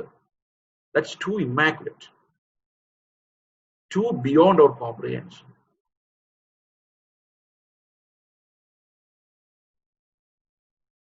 കാടുകളിലും മലകളിലും ഗുഹകളിലും ഭൂമിയുടെ പിളർപ്പുകളിലും ഉഴന്നു വലഞ്ഞു. അപ്പൊ നമ്മൾ വല്ല അവിടെ ചെല്ലുവാണ് പറഞ്ഞു വിടുതലില്ല അല്ലേ ബ്രദറെ എന്ന് പറഞ്ഞാല് അവര് വിടുതൽ വേണ്ടാന്ന് വെച്ചവരാ. അത് പറഞ്ഞു ഉദാഹരണം കൈക്കൊള്ളാതെ വേദ്യമായിട്ട് വേണ്ടാന്ന് വെച്ചു. ആ ക്രൂശിലെ കള്ളനെ പോലെ. ക്രൂശിലെ കള്ളൻ വേണേ പുനരുത്ഥാനം ചോദിക്കായിരുന്നു, കർത്താവ് ഇതിന്റെ അവസാനത്തെ അടയാളമായിട്ട് എന്നെ ഒന്ന് രക്ഷിച്ച് വെളിയിലോട്ടൊന്ന് വിടാവോ. പുനരുത്ഥാനമല്ല, നമ്മൾ ജീവൻ രക്ഷിച്ചു തരാമോ ചോദിക്കായിരുന്നു. പക്ഷെ ഉദാഹരണം വേണ്ടാന്ന് വെച്ചു, വേദ്യമേറ്റു. ഭൂമിയിൽ നിന്നെ ദൈവം അനുഗ്രഹിക്കും ബ്രദറെ. എനിക്ക് വേണ്ട, എനിക്ക് സ്വർഗത്തിൽ മതി. ഈ നശിച്ചു പോകുന്ന ഈ ഭൂമിയിൽ കുറച്ചാൾ അനുഗ്രഹമായിട്ട് ഇരുന്നിട്ടെന്നെ കാര്യം. ഒരു കൊറോണ, ഒരു കുഞ്ഞു വൈറസ് വന്ന് നമ്മുടെ കഥ തീരും. ഇവിടെ അനുഗ്രഹം എല്ലാം പ്രാപിച്ചുകൊണ്ടിരിക്കുന്നേക്കാൾ എത്രയോ നല്ലതാണ് കർത്താവിന്റെ നിത്യമായ വാസസ്ഥലത്ത് എന്നേക്കും ഇവിടെ അനുഗ്രഹങ്ങളിൽ വസിക്കാൻ. അത് പക്ഷേ ഈ രണ്ടാമത്തെ ആണയിലേക്ക് നമ്മൾ എത്തണം വിശ്വാസത്താൽ. അല്ലെങ്കിൽ നമുക്ക് അങ്ങനെ ഒരു പ്രാർത്ഥന പ്രാർത്ഥിക്കാനൊന്നും പറ്റില്ല. People are generally helpless. കാരണം അവര് നമ്മൾ എബ്രായ ലേഖനത്തിൽ കണ്ടതുപോലെ ചെവിക്ക് മന്ദതയുള്ളവരും കട്ടിയാഹാരം ഇഷ്ടപ്പെടാത്തവരുമാണ്. അതുകൊണ്ട് ഈ വചനം കേൾക്കുമ്പോൾ നിങ്ങളുടെ ഹൃദയത്തിൽ ഇത് എന്തെങ്കിലും ക്രിയ ചെയ്യുന്നുണ്ടെങ്കിൽ സഹോദരങ്ങളെ ഇതൊരു വലിയ ഭാരമായിട്ട് തന്നെ എടുക്കണം. നിങ്ങൾ രണ്ടുപേരെ വഴി കാണുമ്പോൾ വിശ്വാസികളാണ് അവർ ചോദിക്കുന്നത് എങ്ങനെയുണ്ട് പ്രത്യാശ. നമ്മുടെ സഹോദരിമാര് ആരെങ്കിലും പരസ്പരം കാണുമ്പോൾ എന്താ ചോദിക്കുന്നില്ല, ഇന്ന് രാവിലെ എന്താ വെച്ചത്, ബ്രേക്ക്ഫാസ്റ്റ് കഴിഞ്ഞോ, ഉച്ചയ്ക്ക് എന്താ കറി. ഈ വകയൊക്കെയും ജാതികൾ അന്വേഷിക്കുന്നു. എന്ത് തിന്നും, എന്ത് കുടിക്കും അല്ലേ? അതിന് പകരം ഇങ്ങനെ അന്വേഷിച്ച് നോക്കി, കർത്താവ് ഇന്ന് വചനം വായിച്ചിട്ട് എന്തെങ്കിലും സംസാരിച്ചോ, എന്തെങ്കിലും എന്നോട് പറയാനുണ്ടോ, നമ്മുടെ പ്രത്യാശ വർദ്ധിപ്പിക്കാൻ നമ്മൾ എന്താ ചെയ്യേണ്ടത്, കർത്താവിനെ കുറിച്ച് ഓർക്കുന്നുണ്ടോ, ഇങ്ങനെയൊക്കെ സംസാരിച്ച് നോക്കി. നിങ്ങളുടെ ജീവിതത്തിൽ എന്തെങ്കിലും ഇന്ന് അത്ഭുതങ്ങൾ ദൈവം സംസാരിച്ചോ, എന്തെങ്കിലും കാര്യങ്ങൾ ഇടപെട്ടോ, ഇങ്ങനെ സംസാരിക്കുന്ന ഒരു ശീലം ഉണ്ടാക്കി. അപ്പൊ നമുക്ക് എല്ലാ യോഗങ്ങളും എല്ലാ കൂട്ടായ്മകളും വിശുദ്ധമാവും. നമ്മൾ ഈ തീറ്റയും കുഴിയുടെയും കാര്യം അന്വേഷിച്ചും പറഞ്ഞും ചർച്ച ചെയ്തും തിരിച്ചും മറിച്ചും പിടിച്ചും we are losing it. We are losing the whole game, whole picture. അപ്പൊ അതുകൊണ്ടാണ് ഇവിടെ പറയുന്നത് നമ്മൾ പരസ്പരം സാക്ഷ്യം വഹിക്കുകയും പരസ്പരം പ്രബോധിപ്പിക്കുകയും അന്ത്യകാലത്ത് നമ്മുടെ പ്രത്യാശ ചോർന്നു പോകാതിരിക്കാൻ നാം ധൈര്യപൂർവ്വം ആ ഓട്ടം ഓടുകയും ചെയ്യണമെന്ന് ഇവിടെ നമ്മൾ കാണുന്നത്. ഓക്കെ, കാടുകളിലും മലകളിലും ഗുഹകളിലും ഭൂമിയുടെ പിളർപ്പുകളിലും ഉഴന്നു വലഞ്ഞു. ഇപ്പം ഓൾഡ് ടെസ്റ്റമെന്റ് ബിലീവേഴ്സിനെ നോക്കി നമ്മൾ പഠിക്കേണ്ട ഒത്തിരി കാര്യങ്ങളുണ്ട്. വളരെ നിസ്സാരമായ വെളിച്ചമേ അവർക്ക് പുതിയ നിയമത്തെ കുറിച്ച് ഉണ്ടായിരുന്നുള്ളൂ, വാഗ്ദത്തങ്ങളെ കുറിച്ച് ഉണ്ടായിരുന്നുള്ളൂ. പഴയ നിയമത്തിൽ ഒരിടത്തും വ്യക്തമായ ഒരു പുനരുത്ഥാനത്തെ കുറിച്ച് പറയുന്നില്ല. ദാനിയേലിന്റെ പ്രവചനത്തിലാണ് ഒരു സൂചനയുള്ളത്. സങ്കീർത്തനങ്ങളിലുണ്ട്, പല സ്ഥലങ്ങളിലുണ്ട്. പക്ഷെ ഒരു വ്യക്തമായ ഒരു കാഴ്ചപ്പാട്, പുനരുത്ഥാനം, സ്വർഗം, അതൊന്നും വ്യക്തമായ ഒരു നിയമമായിട്ട് പറഞ്ഞു കൊടുക്കുന്നേ ഇല്ല. പക്ഷെ ഇവരുടെ ഉള്ളിൽ അത് കത്തുന്നുണ്ട്. അതോ യോബ് പറയുന്നത്, ഞാൻ ദേഹം ഇല്ലാതെ തന്നെ കർത്താവിനെ കാണുമെന്ന് പറയുന്നത്. അപ്പൊ ഈ ദേഹമില്ലാതെ, ഈ ശരീരം ഇല്ലാതെ ഞാൻ കർത്താവിനെ കാണുമെന്ന് യോബ് പറയുന്നുണ്ട്. അത് വാഗ്ദത്തം കൂടെ ഉണ്ട്. പക്ഷെ യോബിന് ആരും അത് പറഞ്ഞു കൊടുത്തിട്ടില്ല. ഇത്രാം വാക്യത്തിൽ ഇങ്ങനെ എഴുതിയിട്ടില്ല യോബ് എന്നില്ല. അത് ഉള്ളിൽ കത്തുക ചെയ്യുന്നത്. പഴയ നിയമത്തിൽ അങ്ങനെ, അത് നിഴലിന്റെ പ്രകാശനം മാത്രമേ അവർക്കുള്ളൂ. അവരെല്ലാവരും വിശ്വാസത്താൽ സാക്ഷ്യം ലഭിച്ചിട്ടും വാഗ്ദത്ത നിവൃത്തി പ്രാപിച്ചിട്ടില്ല. അവരെല്ലാം ഇങ്ങനെ വെയിറ്റ് ചെയ്യുക. എന്തിനു വേണ്ടി എന്നറിയോ? തേജസ്കരണത്തിന് വേണ്ടി. ഇവരെല്ലാം വിശ്വാസത്തിന്റെ സാക്ഷ്യം പ്രാപിച്ചവരാ, വിശ്വാസികളാണ് സാക്ഷ്യം പ്രാപിച്ചു. പക്ഷെ ഇവരാരും തേജസ്കരിക്കപ്പെട്ടിട്ടില്ല. അതായത് വാഗ്ദത്തിന്റെ നിവൃത്തി എന്ന് പറയുന്നത് നമ്മുടെ തേജസ്കരണമാണ്. അത് ഇവരാരും പ്രാപിച്ചിട്ടില്ല. അവർ നമ്മെ കൂടാതെ രക്ഷാപൂർത്തി പ്രാപിക്കാതിരിക്കേണ്ടത്. ദൈവത്തിന്റെ പദ്ധതിയായിരുന്നു അവരങ്ങനെ അങ്ങ് പോയി രക്ഷപ്പെടേണ്ടതാണ് പെട്ടെന്ന്. ഇത്രയും ഭയങ്കരന്മാരാ. പക്ഷെ അവരെ വെച്ചോണ്ടിരിക്കുക. എന്തിനാണെന്നറിയോ? നമ്മളും കൂടെ ചെല്ലാൻ വേണ്ടി. അപ്പൊ അവര് രക്ഷാപൂർത്തിക്ക് വേണ്ടി കാത്തിരിക്കുക. നമ്മൾ ചെല്ലാൻ, നമ്മളാണ് ഇവിടുന്ന് പോകണ്ടെന്നുള്ള ഐഡിയക്കാരാണ്. പക്ഷെ അവര് നമ്മൾ എങ്ങനെയെങ്കിലും ഇതൊന്ന് പൂർത്തിയാക്കാൻ വേണ്ടി അവർ ഞെരങ്ങിക്കൊണ്ടിരിക്കുക. കാരണം രക്ഷാപൂർത്തി നമ്മുടെ കൂടെയാണ്. അവർ നമ്മെ കൂടാതെ രക്ഷയുടെ പൂർത്തിയിലേക്ക് എത്താതിരിക്കേണ്ടതിന് വേണ്ടി ദൈവം എന്ത് ചെയ്യുന്നറിയോ?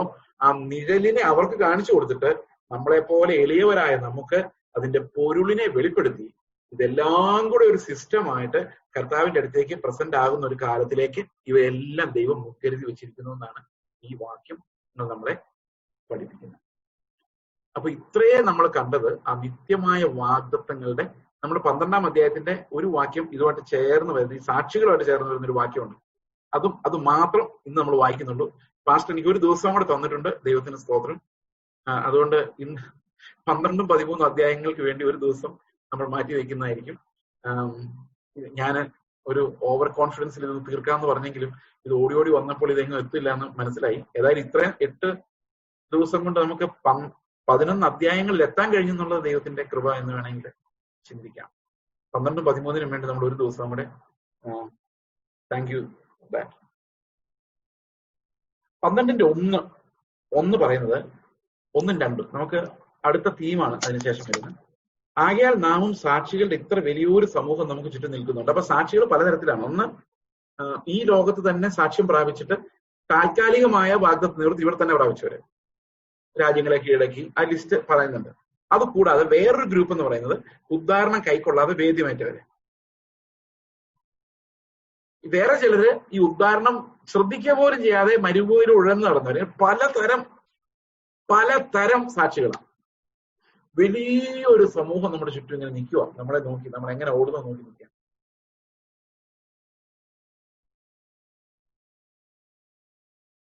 സകല ഭാരവും മുറുകെ പറ്റുന്ന പാപവും വിട്ട്. 2 കാര്യങ്ങളാണ്, ഭാരം, പാപം. ഈ ഭാരം, പാപം എന്ന് പറയുന്നത് നമ്മുടെ ആത്മീയ ജീവിതത്തിൽ ഏറ്റവും കുഴപ്പമുണ്ടാക്കുന്ന 2 കാര്യങ്ങളാണ്. ഒന്ന്, ഭാരം. നമ്മൾ വിചാരിക്കുന്ന ഈ വിശ്വാസികളുടെ വിശ്വാസം വലിയ പ്രശ്നങ്ങളാണ്. കഷ്ടത, അങ്ങനെയൊന്നുമില്ല.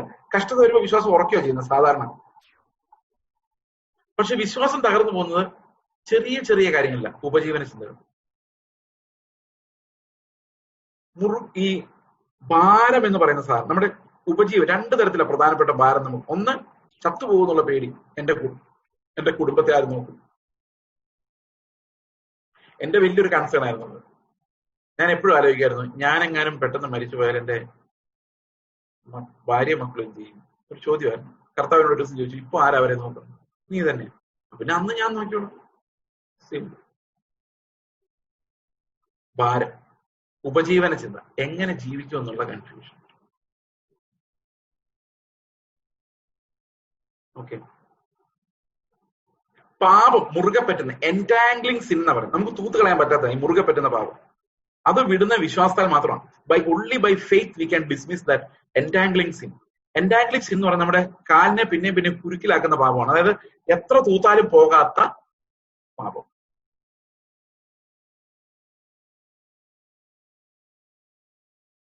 ഓക്കെ, നമ്മുടെ മുൻപിൽ വെച്ചിരിക്കുന്ന ഓട്ടം സ്ഥിരതയോടെ ഓടുക.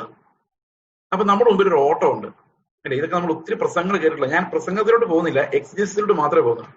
നമ്മുടെ മുമ്പിലുള്ള ഓട്ടം എന്താണ് ശരിക്കും? നിങ്ങൾ എങ്ങോട്ടാ ഓടുന്നേ?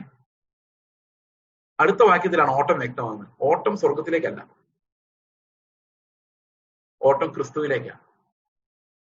ക്രിസ്തുവിന്റെ പെർഫെക്ഷനിലേക്കാണ് ഓട്ടം.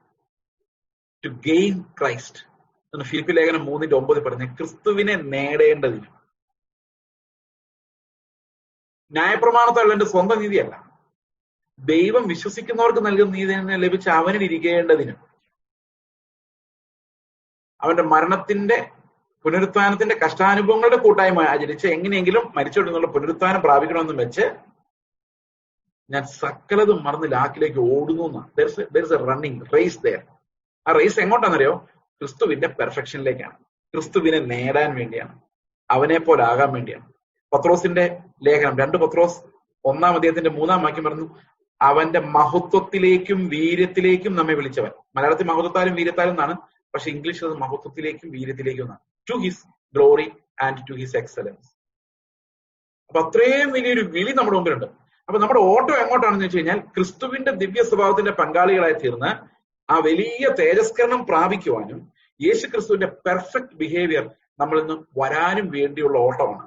ആ ഓട്ടം ഓരോ സമയത്തും പാപത്തെ തള്ളിയും ക്രിസ്തുവിനെ നോക്കിയുമാണ്. ഓരോ സെക്കൻഡിലും we should not mistake that race as a race to heaven, that's a race to Christ. ക്രിസ്തുവിന്റെ എക്സലൻസിലേക്ക്, നമ്മളെ ശരിക്കും സ്വർഗത്തിലേക്കല്ല, ക്രിസ്തുവിന്റെ പെർഫെക്ഷനിലേക്ക്, അവന്റെ തേജസ്സിലേക്ക്. അങ്ങനെ ആയതുകൊണ്ടാണ് നമ്മൾ സ്വർഗത്തിൽ പോകുന്നത്. നമ്മുടെ യഥാർത്ഥ പ്രൈസ് എന്ന് പറയുന്നത് നമ്മളൊരു പ്രത്യേക സ്ഥലത്ത് പോകുന്നുള്ളതല്ല, നമുക്ക് യേശുവിനെ ലഭിക്കും എന്നുള്ളതാണ്. ക്രിസ്തുവിനെ നേടേണ്ടത്. In order that we gain Christ. അതുകൊണ്ടാണ് വിശ്വാസത്തിന്റെ നായകനും പൂർത്തി വരുത്തുന്നവനുമായ വൺ ഹു ഹാസ് ഓതേഡ് your faith and one who will finish your faith, the author and finisher of your faith. വിശ്വാസത്തിന്റെ നായകനും പൂർത്തി വരുത്തുന്നവനുമായ കർത്താവിനെ നോക്കിക്കൊള്ളുന്നു. അപ്പൊ കഷ്ടങ്ങളുടെ കോണ്ടെക്സ്റ്റിലാണ് ഇത് എഴുതുന്നത് നമുക്കറിയാം.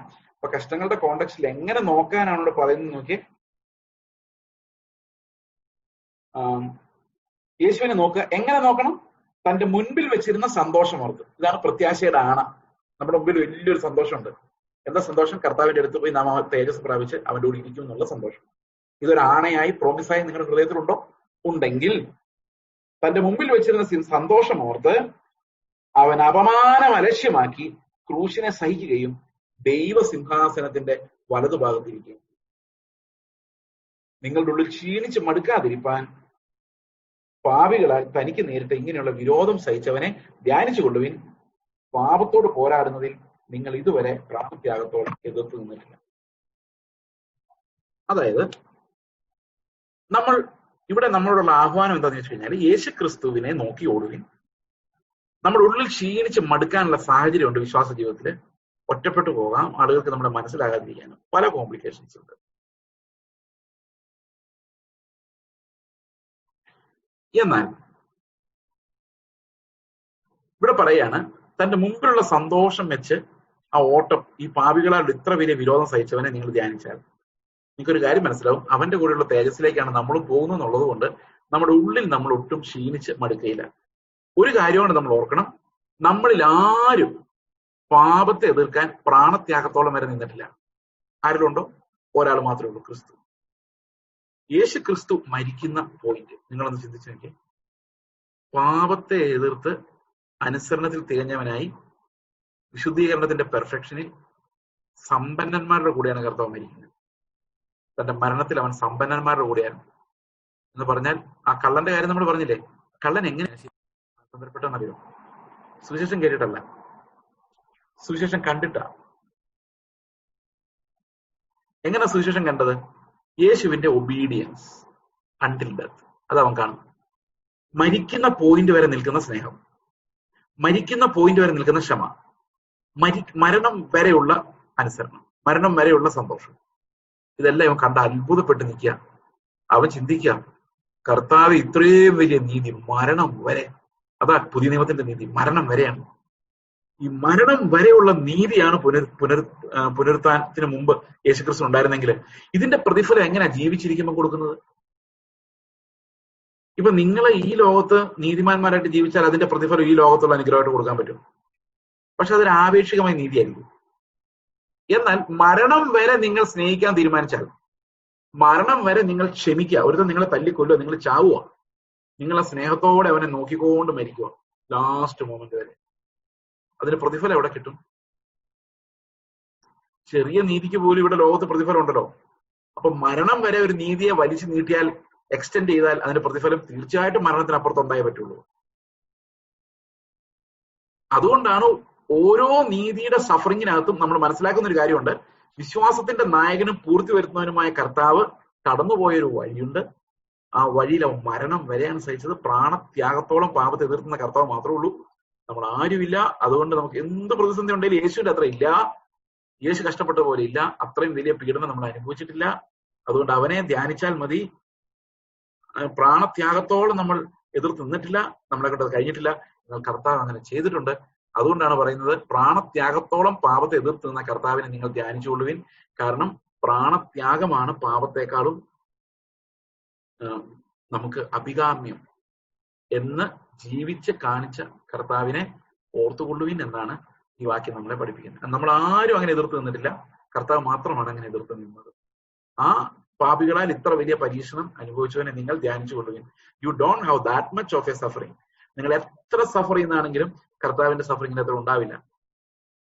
ഞാൻ ഈ കഴിഞ്ഞ ദിവസം ഒരു ചർച്ചില് സംസാരിച്ച് ഉച്ചവരെ സംസാരിച്ച് ഉച്ച കഴിഞ്ഞ് ഞാൻ അവിടുത്തെ സഹോദരങ്ങളോടൊക്കെ സംസാരിച്ചുകൊണ്ടിരിക്കുമ്പോൾ അവിടുത്തെ ഒരു സഹോദരി, പ്രധാനപ്പെട്ട ഒരു സഹോദരി എന്നോടൊന്ന് ചോദിച്ചു, മാസ്റ്റർ, എല്ലാ മതങ്ങളിലും നല്ല മനുഷ്യർ ഒത്തിരി ഉണ്ടല്ലോ,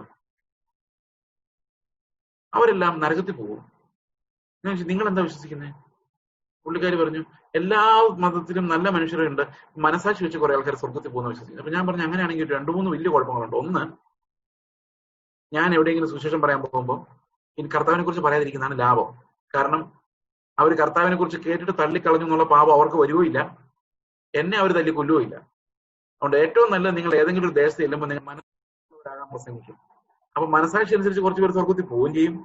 എന്നെ ആരോട്ട് തല്ലി കൊല്ലത്തുമില്ല. 100 പേരോട് നിങ്ങൾ പ്രസംഗിച്ച് 95 പേര് നിങ്ങളുടെ സുവിശേഷം അംഗീകരിക്കുകയും ചെയ്യും. കാരണം ക്രിസ്തു ഇല്ലല്ലോ, ക്രിസ്തു അല്ലേ ഇടർച്ചക്കല്ലേ. അപ്പൊ അവസാനം നിങ്ങൾക്കൊരു നോബൽ സമ്മാനം വരെ കിട്ടാനും സാധ്യതയുണ്ടെന്ന്. ശരിയല്ല ഞാൻ പറഞ്ഞു? അപ്പൊ മനസാക്ഷി പ്രസംഗിക്കാൻ പോയ പോലെ അതല്ലേ കുറച്ചുകൂടെ ലാഭം? യേശുക്രിസ്തുവിന്റെ സുവിശേഷം കേട്ടിട്ട് അത് വിശ്വസിക്കാതെ ഇടർച്ചയായി 100-99 നരകത്തിൽ പോകുന്നതിനേക്കാളും നല്ലതല്ലേ മനസാക്ഷി ഉണ്ടാവുമെന്ന് പറഞ്ഞ് മനസാക്ഷി വെച്ച് വിധിച്ച് 110 കർത്താവ് സ്വർഗത്തിൽ കൊണ്ടുപോകും. ഒരു ചോദ്യം കൊണ്ട് ചോദിച്ചു, അങ്ങനെ മനസാക്ഷി എന്നൊരു വഴി ഉണ്ടായിരുന്നെങ്കിൽ പിന്നെ എന്തിനാണ് കർത്താവ് ഇത്രയും കഷ്ടപ്പെട്ട് ഈ ഭൂമിയിൽ വന്ന് നമ്മളെ രക്ഷിക്കാൻ വേണ്ടി സ്വന്തം രക്തം കളഞ്ഞത്? കുറെ നല്ല മനസാക്ഷിയുള്ളവരെ സ്വർഗത്തിൽ കൊണ്ടുപോയാൽ പോരായിരുന്നു? അല്ലെങ്കിൽ നല്ല മനസാക്ഷി പഠിപ്പിക്കാൻ കുറച്ച് ടീച്ചർമാരെ വിട്ടാൽ പോരായിരുന്നു? എന്തിനാണ് യേശുക്രിസ്തു ഇത്രയും കഷ്ടപ്പെട്ട് യാഗമായി മാറി വെച്ചപ്പം ആ സഹോദരി എന്നോട് പറയുവാ, യേശുക്രിസ്തു ഇത്രയും കഷ്ടപ്പെട്ടു എന്ന് വല്ലതും പറയാനുണ്ടോ? അതിനേക്കാൾ കൂടുതൽ കഷ്ടപ്പെടുന്ന എത്ര സഹോദരന്മാരുണ്ട് നമ്മുടെ ഇടയ്ക്ക്. ഞാൻ പറഞ്ഞു, നിങ്ങൾ മാനസാന്തരപ്പെട്ടില്ലെങ്കിൽ നിങ്ങളും നിങ്ങളുടെ ചുറ്റും നിൽക്കുന്ന ഈ മനുഷ്യരും എല്ലാം നശിച്ചു പോകുന്നു. കർത്താവ് അനുഭവിച്ച കഷ്ടവുമായിട്ട് ഒന്നിനെയും കമ്പയർ ചെയ്യാൻ പറ്റില്ല. കാരണം അവൻ ഓരോ നടപ്പിലും അവൻ വേദന അനുഭവിച്ചതാണ്. കാരണം അവൻ അങ്ങനെ നടക്കേണ്ടവനായിരുന്നില്ല. അവൻ എന്റെ പകരം പാപമാക്കപ്പെടുന്നതിന്റെ വേദന. നമുക്കറിയാം, നമ്മൾ ചെയ്ത പാപം ആരെങ്കിലും പറഞ്ഞാൽ നമുക്ക് സഹിക്കാൻ പറ്റില്ല. അപ്പോഴാണ് ചെയ്യാത്ത, അത് എന്റെ നിന്റെ എല്ലാം പാപം വഹിച്ച് പിതാവിന്റെ മുമ്പിൽ പാപം ആക്കി മാറ്റപ്പെട്ട് നിലവിളിച്ച് നമുക്ക് വേണ്ടി ആഗണിയോടെ കരഞ്ഞ കർത്താവിന്റെ കഷ്ടം ഇവിടെ ആൾക്കാർ അനുഭവിക്കുന്നുണ്ടത്രേ. നമ്മൾ എത്ര കഷ്ടതയിലായാലും യേശുക്രിസ്തുവിന്റെ കഷ്ടത്തിന്റെ അത്രയും വരികയില്ല. Because he suffered for sinners like us. അതുകൊണ്ട് അവനെ ധ്യാനിക്കുവാൻ ദൈവത്തിന്റെ വചനം നമ്മെ പഠിപ്പിക്കുന്നു. വിശ്വാസത്തിന്റെ നായകനും പൂർത്തി വരുന്നവനുമായ കർത്താവിനെ തന്നെ ധ്യാനിച്ചുകൊള്ളുവിൻ. ആ ധ്യാനം നമ്മെ നിത്യമായ രണ്ടാമത്തെ ആണയുടെ ഉറപ്പിലേക്ക് നയിക്കുമാർ. നമുക്ക് പ്രാർത്ഥിക്കാം. ഞങ്ങളുടെ സ്വർഗസ്ഥ പിതാവേ, അങ്ങയുടെ വിലയേറിയ നാമത്തിനായിട്ട് സ്തോത്രം. അങ്ങയുടെ നാമത്തെ ഞങ്ങൾ ആശ്രയിക്കുന്നു, ഞങ്ങൾ അങ്ങയെ മഹത്വപ്പെടുത്തുന്നു. അങ്ങ് ശ്രേഷ്ഠ മഹാപുരോഹിതനായി ഞങ്ങൾക്ക് നിത്യമായ ഒരു ആണയിലൂടെ കർത്താവ് ഞങ്ങൾക്ക് ഉറപ്പിച്ചു തന്ന പ്രത്യാശയ്ക്കായി സ്തോത്രം ചെയ്യുന്നു. കർത്താവെ, ഞങ്ങൾ അനുസരണയുള്ളവരായി നശിച്ചു പോകുന്നവരുടെ കൂട്ടത്തിലല്ല, വിശ്വസിച്ച് ആത്മരക്ഷ പ്രാപിക്കുന്നവരുടെ കൂട്ടത്തിൽ തന്നെ ആയിരിക്കാൻ ദൈവമേ ഞങ്ങളെ സഹായിക്കണമേ. അവിടുത്തെ സന്നിധിയിൽ ഞങ്ങളെ സമർപ്പിക്കുന്നു. കർത്താവായ യേശു ക്രിസ്തുവിന്റെ നാമത്തിൽ.